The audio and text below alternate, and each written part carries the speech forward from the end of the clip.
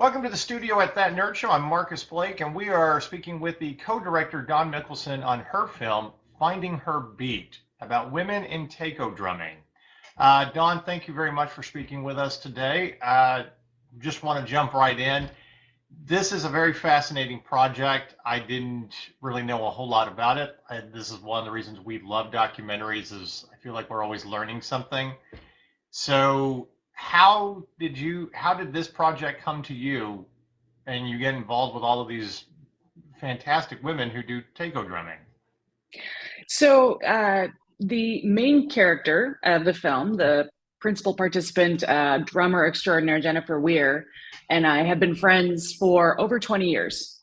Ah, And yeah, so we were getting together for lunch, just catching up on life, me as a filmmaker, her as a taiko drummer, and you know, comparing notes of what it is to be a woman in a male-dominated field. And she said, I have this thing coming up that I'm super excited about. In 2 years, we're going to have all the top taiko drummers from around the world come together for the first time, women. And this has never happened before. And, do you want to maybe shoot the concert just so we have it in our records for like grant writing and stuff? And I was like, yeah, maybe. But also, this is a film.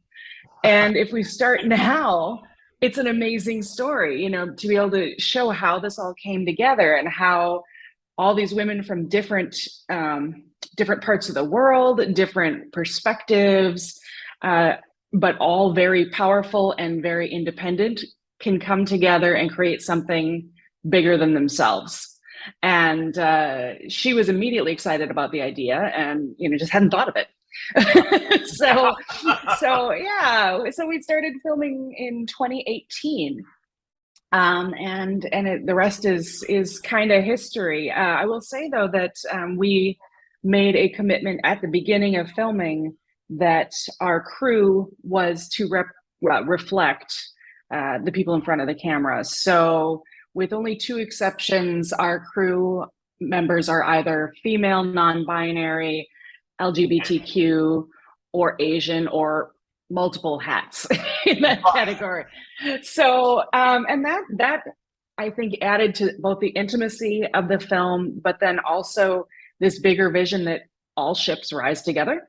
yeah, And, so it's something that all of the artists, whether they're in front of or behind the camera, can build a career off of. yeah. That was, it's funny when you have friends that are telling you about projects or you kind of get roped into stuff, especially when you have actor friends, directors and all that. And you're right, this wasn't just shooting a concert. I mean, that's neat. However, you all Yeah. I I don't know. I didn't know that much about taiko drumming to begin with, and didn't even really, and I never really thought about the fact that it is predominantly men who are, who do this. So it's fun to kind of go back and do research and everything. How, besides your friend, was she the one that kind of brought all of these people to you, all of these, fantastic women who do it, or did you kind of do your own research and seek out more on your own? No, Jen is also a producer on the film. And she put the concert together. And so then it was just conversations about of this lineup of incredible people who Right. would be a good story. And so it was nice as a filmmaker to be able to, have the field narrowed Right. and just be like that woman and that woman and that woman. and be able to go meet them in Japan and then follow them to the United States. So, and I will say that these are the top women in this field. So there was a fair amount of media online, so we could look at them and go, okay, do you think this person would be good on camera besides playing taiko? Right. And so we were able to kind of narrow it a bit that way. But I don't know. I feel like as a documentary filmmaker, some people have charisma off the bat, and you're like, God, you're amazing. I want you on camera. Right. But there's There's usually some nugget of fascination that you can find in almost anybody, and sometimes introverts I find are more compelling in a verite situation, because after a while there's richness in that character. They're not all flash. So Right. How did Jennifer get into all this? I mean, I mean, you've known her for 20 years. I mean, did you know that she always was into taiko drumming, or? yeah, so Jen's been taiko drumming as long as I've known her. I think she fell into it in her early 20s when we met. And it was a very small group at that point out of an Asian American theater company Right. that was doing taiko drumming. I mean, we're in Minnesota, so we're not necessarily a hotbed of this kind of thing. However, there is a strong Asian American theatrical community in the Twin Cities.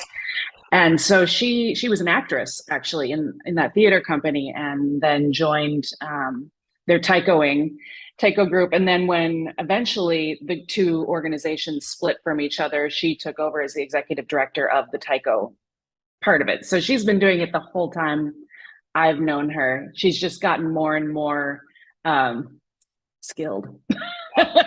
and the group has gotten bigger and more powerful. Yeah. Well, I mean, a fantastic, performance. So it's funny that we talk about filmmaking right around the pandemic, and they were able to do their big concert like literally right before everything shut down. Yes. So my question about the pandemic is, they didn't come back until November of 2021 to perform. How do you even? I mean, I know bands try to practice through Zoom meetings and stuff like that. How did they keep up with it during the pandemic?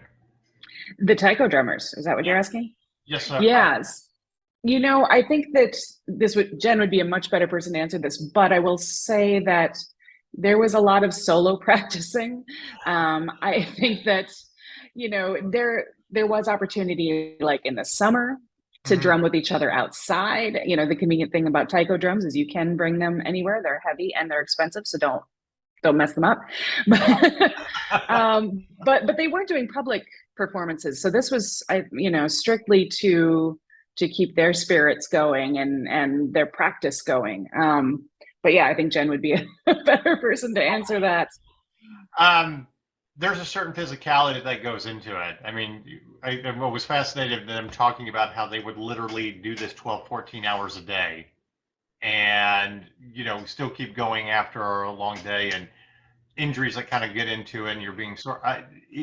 What's the training like to be able to perform? I mean, because I don't think most people would think of that. You kind of have to keep your stamina up and train with it. Is there something that goes into it? I think that it really depends on what level you're at and where you are geographically. Sorry. In the United States, I think things are a little bit more loosey goosey. It's up to you how intense you're going to be and how much time you put into it. I think that obviously any amount of endurance work, physical practice will undoubtedly help you as a taiko drummer to, play a concert that could be up to, hour and a half of, and we didn't show a lot of this, but there are some positions in taiko where you are sitting there almost like doing a crunch, the crunches while playing a drum. And it's just like, that's nuts. I was getting sore just watching that. I'm like, yeah. But in Japan, for example, they, their practice regimen on the top groups in Japan, we kind of alluded to that in the film, that they are practicing 7 days a week. They are not taking breaks. Their injuries, they will, walk around with crutches and then get up on stage as though they're superhuman. So there's all levels of taiko. I mean, one thing that Jen actually talks about is that taiko is also like a marching band in Japan, in the sense that it's culturally just something you do. And so, there are elderly folks, there are small children who are also playing taiko. So, it could be that you play the piccolo in a small marching band, or you're part of this massive, powerhouse group. So there's a spectrum there. But Right. these women were more the powerhouse end of things. Right. I think Keri finally is going to be able to Oh, join us. yay. So yeah, let's bring her in and continue chatting.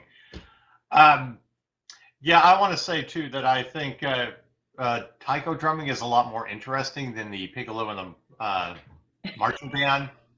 Just throwing that out there. Totally. Yeah. Totally. I mean, I wasn't a marching band person, but I'm just saying it's more interesting. So, Oh, hey, Keri.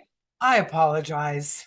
hey, hurricanes, other things No, going on, and stuff. I mean, it happens, but we're glad to have you for the rest of this interview. So, thank you Keri, so much. welcome. I'm Marcus Blake with That Nerd Show. So, I'm actually going to direct this question to you, Keri. How did you get involved with this? Was it one of those your filmmaker friend Dawn called you up and said, "Hey, I got a project. You're doing it with me"? Well, this is one of those rare opportunities that comes along by sitting around drinking wine on a rooftop with a whole bunch of women directors. And Dawn and I are a part of the national organization Film Fatales for people who have directed a feature film or a series on television. And so our local chapter was meeting and we got to know one another really in that way.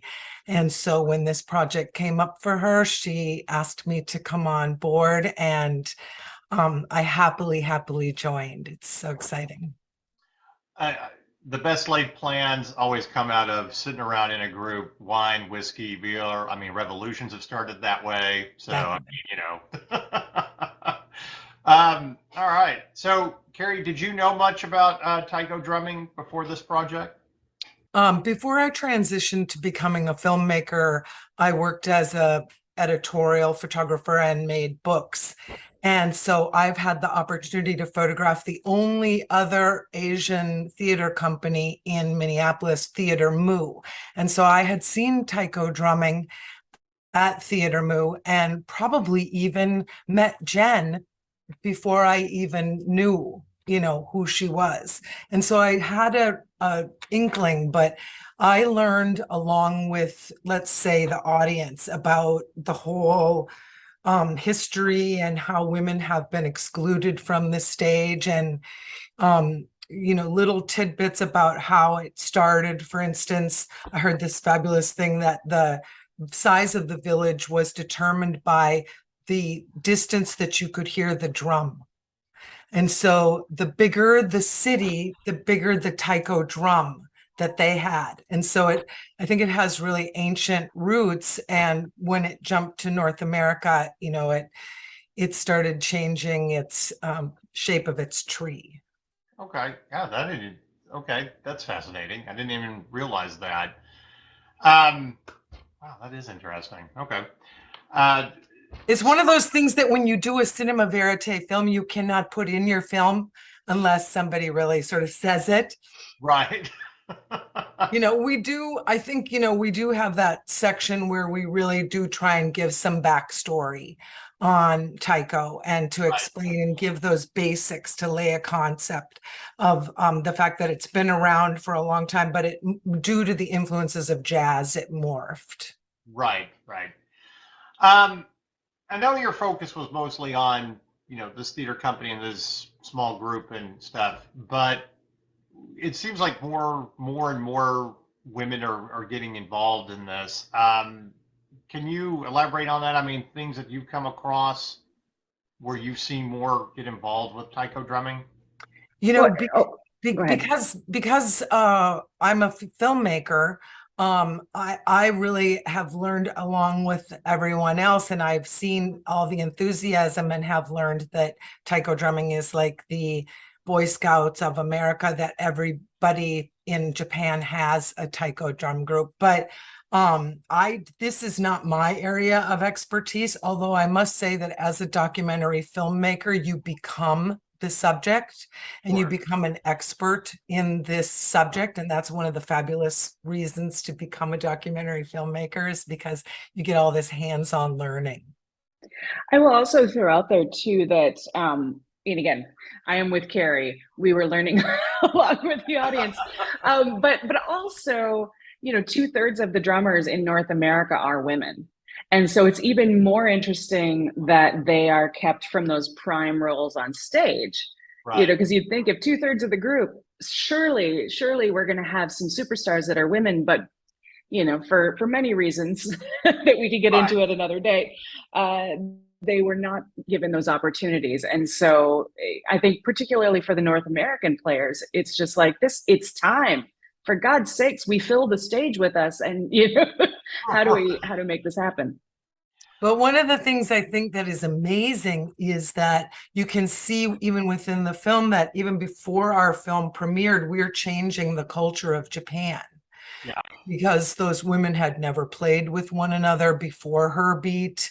They formed this bond and they had not really been let on the stage in Japan. And there they are, I think in large part because of the attention that we put on them with our film. They were put center stage at the World Taiko Conference in Japan. So where this show, I mean, is it going on tour? I mean, where can it be seen again? I mean, I'm assuming that they're getting out there a lot more and doing more performances. So you're talking about the actual Her Beat, the stage performance. Yeah. So, it's interesting, when we were making this film, the dream was that, they'd put on this amazing show and that would lead to a series, maybe a North American tour, who knows? And then COVID kicked in like a week after this performance. Everything shut down. And, I think Jen can talk about the impact of that on your emotions when you're like, we've got this amazing thing, yay. And no.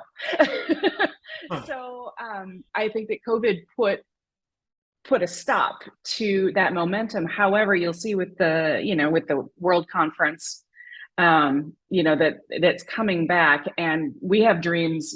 Jen, basically the three of us are plotting and scheming to try and figure out how to make this happen, because there's definitely room for that North American tour. So if I just become your illicit plot, I mean, and I'm cool with that. So. Yeah, no. I'm down. You can know, but yeah, no, there's a dream there to tour this all around the United States, all around the world, and really, it's just a question of getting investors and people behind to make it happen, because the players are in. Right. So where is this film? Now you're actually releasing it in October. Premiere. Yes. Okay.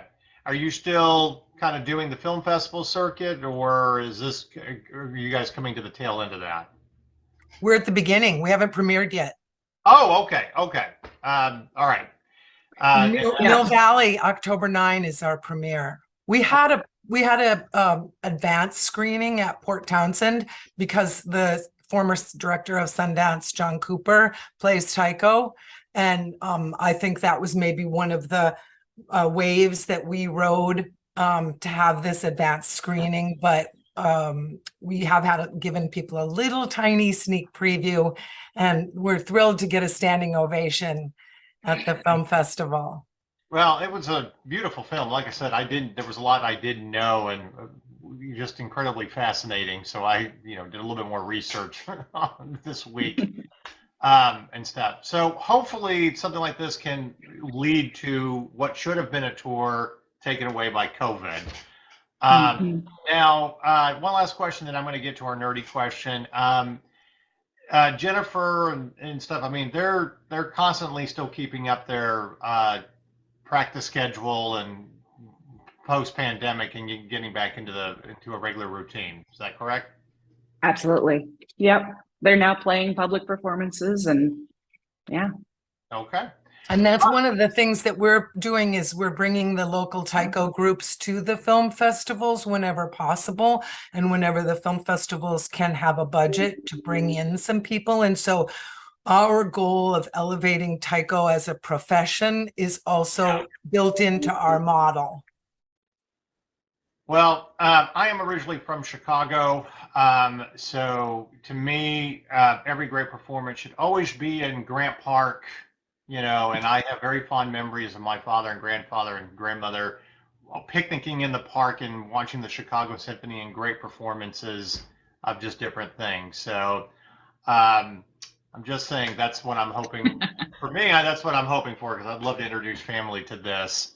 And it's not that far from Minneapolis. So, No, we could all go to right. Chicago. We've come to our famous nerdy question that we ask all of our filmmakers. So here it is. Within the nerd universe, if you could have a weapon or a superpower to fight the forces of evil, what would you choose? And Dawn, I'm going to start with you. Oh, that's just evil. No. A superpower that, oh my goodness.